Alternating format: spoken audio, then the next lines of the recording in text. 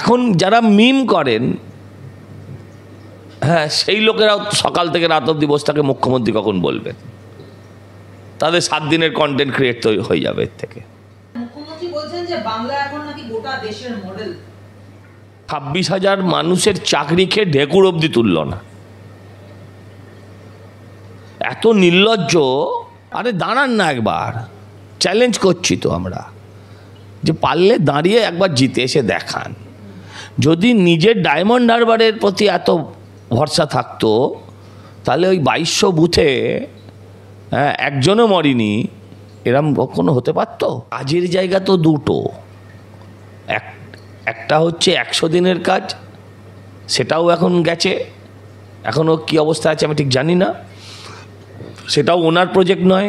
আরেকটা হচ্ছে সিভিক, ওর পিসিও যেমন মিথ্যাবাদী, ও সেরকম মিথ্যাবাদী। বুঝিয়ে দিয়েছে ভাইপো তোমার আর মুখ্যমন্ত্রী হওয়ার স্বপ্ন স্বপ্নই থেকে গেল। পাগলের ডাক্তার দেখে একটু ওকে বড়ি টড়ি দিলে হবে না, ওই ছোটো ছোটো ট্যাবলেট বড়ি ওসবে ওর কাজ হবে না, ওকে একটু শক দিতে হবে, একটু হাই ভোল্টেজ শক। হ্যাঁ ঠিকই, লক্ষ্মী ভাণ্ডারে উনি 12,000 টাকা দিয়েছেন, কিন্তু লক্ষ্মীর সন্তান বা লক্ষ্মীর নারায়ণ স্বামী তাদেরকে উনি রাজ্য ছাড়া করে ছেড়েছেন। লক্ষ্মী আর নারায়ণকে নিয়ে রাত্রে শুতে যেতে পারে না। নারায়ণ হয়ে গেছে পরিযায়ী, সন্তান হয়ে গেছে পরিযায়ী, সে শিক্ষক ছাত্রও হতে পারে, এখন ছাত্রও পরিযায়ী ছাত্র হয়ে যাচ্ছে। আর এই 12,000 টাকা উনি দিয়েছেন, 12,000 টাকার পরিবর্তে উনি নিয়েছেন আমাদের চাকরির অধিকার। 26,000-এর চাকরি কেড়েছেন, স্কুল তুলেছেন 8,000, 8,500-এর কাছাকাছি স্কুল তুলেছেন। হ্যাঁ, প্রায় 5.5 লক্ষ সরকারি শূন্য পদ,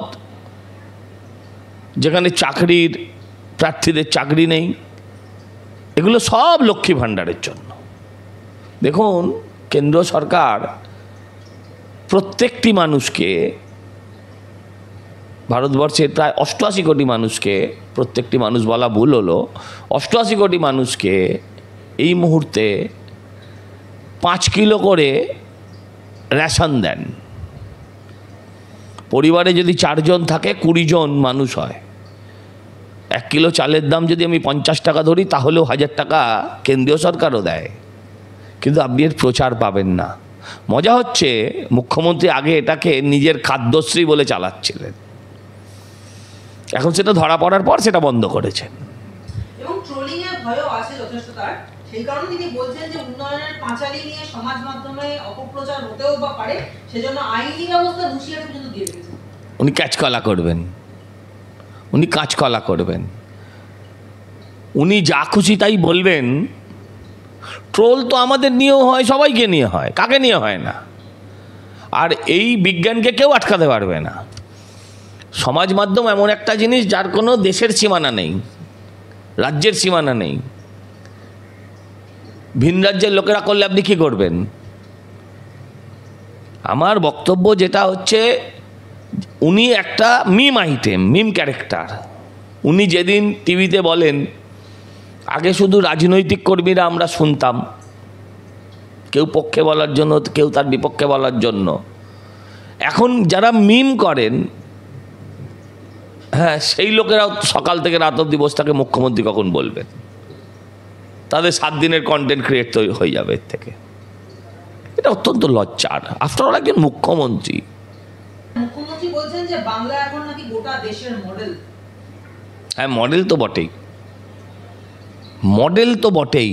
মডেল উন্নয়নের হয়, মডেল অনুন্নয়নের হয়। উনি মডেল বলেছেন, উন্নয়নের মডেল তো বলেননি। আমি আপনাকে একটা পরিষ্কার করে জানতে চাই, আপনি একটা কারখানার নাম, একটা কোম্পানির নাম বলুন, কারখানার নাম বলুন, একটা কিছুর নাম বলুন, যেখানে গত 15 বছরে রাজ্য সরকার তৈরি করেছেন এবং যেখানে 2000 মানুষ চাকরি করে, বেশি চাই না, 2000। একটা, আচ্ছা সেখানে সাধারণ মানুষ চাকরি করবে না, তৃণমূলের লোকেরাই চাকরি করবে, একখানা দেখান।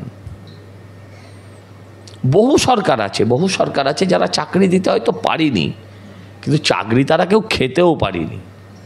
এই রাজ্যের সরকার 26,000 মানুষের চাকরি খেয়ে ঢেকুর অবধি তুলল না। এত নির্লজ্জ, অন্য কোনো মুখ্যমন্ত্রী হলে সে গলায় দড়ি দিত, এ গলাবাজি করছে, কি উত্তর দেব? না, কিন্তু এই প্রশ্নের উত্তর তো মুখ্যমন্ত্রী দিয়ে রেখেছেন। তাকে যখন প্রশ্ন করা হয়েছে যে 15 বছরে তৃণমূল সরকার এত উন্নয়নের দাবি করেছে, তাহলে কেন কর্মসংস্থানের বাস্তব চিত্র এত খারাপ? তাতে মুখ্যমন্ত্রী বলছেন 2 কোটিরও বেশি কর্মসংস্থান হয়েছে, দারিদ্র কমেছে। 2 কোটির ওপরে যদি কর্মসংস্থান হয়, পশ্চিমবঙ্গে 7 কোটি ভোটার, 7 কোটির মধ্যে এখন কত মৃত বেরোবে জানি না, আমি ধরে নিচ্ছি 7 কোটি ভোটার। যদি 7 কোটির মধ্যে 2 কোটি ওনার, তাহলে প্রতি 5 জনে 2 জন করে লোক পাওয়া, প্রতি 7 জনে 2 জন করে লোক পাওয়া যাবে, 5 জন অন্তর 2 জন করে লোক পাওয়া যাবে। আপনি রাস্তায় বেরিয়ে জিজ্ঞাসা করুন যে মুখ্যমন্ত্রী কোন প্রকল্পে আপনি কাজ করছেন। কাজের জায়গা তো দুটো, একটা হচ্ছে 100 দিনের কাজ, সেটাও এখন গেছে, এখনও কী অবস্থা আছে আমি ঠিক জানি না, সেটাও ওনার প্রজেক্ট নয়। আরেকটা হচ্ছে সিভিক কন্ট্রাকচুয়াল, এছাড়া তো কিচ্ছু নেই। আপনি বলুন না যে সিপিএম চলুক না চলুক, একটা বক্রেশ্বর তাপবিদ্যুৎ করেছিল, এই রাজ্যে একটা কারখানা হয়েছে, নাম বলুন, তাহলে গল্প শেষ। কিন্তু যখন মুখ্যমন্ত্রী কথা বলছেন তখন দেখা যাচ্ছে যে তার রিপোর্ট কার্ডে দুর্নীতির কোনো অধ্যায় নেই, অথচ রাজ্য জুড়ে একাধিক দুর্নীতি নিয়ে সবাই বারবার প্রশ্ন তুলছে, অথচ মুখ্যমন্ত্রীর বক্তব্যে দুর্নীতি বলে কিছুই নেই। আচ্ছা, দুর্নীতিগ্রস্তর কাছে দুর্নীতিটা কি অপরাধ? আমি আপনার কাছে জানতে চাই, দুর্নীতিটা যদি তার কাছে অপরাধ হতো তাহলে উনি নিশ্চয়ই দুর্নীতির সঙ্গে যুক্ত হতেন না। দুর্নীতিটা ওনার স্বাভাবিক ধর্মের মধ্যে পড়ে, স্বাভাবিক কর্মকাণ্ডের মধ্যে পড়ে, তো সেখানে আর দুর্নীতি দুর্নীতি দুর্নীতি করে আমাদের চিৎকার করছি বটে, ওনার কি তাতে গেল এলো। একটু অন্য প্রশ্নে আসি যে অভিষেক বন্দ্যোপাধ্যায় কেন নন্দীগ্রামের কথা দাঁড়াতে রাজি হয়ে গেলেন? কোথাও রাজি হয়নি, বলছে দল বললে, আরে দল তো তুমি দল, পেশি দল। হ্যাঁ, আরে দাঁড়ান না একবার, চ্যালেঞ্জ করছি তো আমরা, যে পারলে দাঁড়িয়ে একবার জিতে এসে দেখান। যদি নিজের ডায়মন্ড হারবারের প্রতি এত ভরসা থাকতো তাহলে ওই 2200 বুথে একজনও মরেনি, এরম কখনো হতে পারত? 2200-র মধ্যে 500 বা 550 বুথ ওনার ডায়মন্ড হারবার কেন্দ্রের।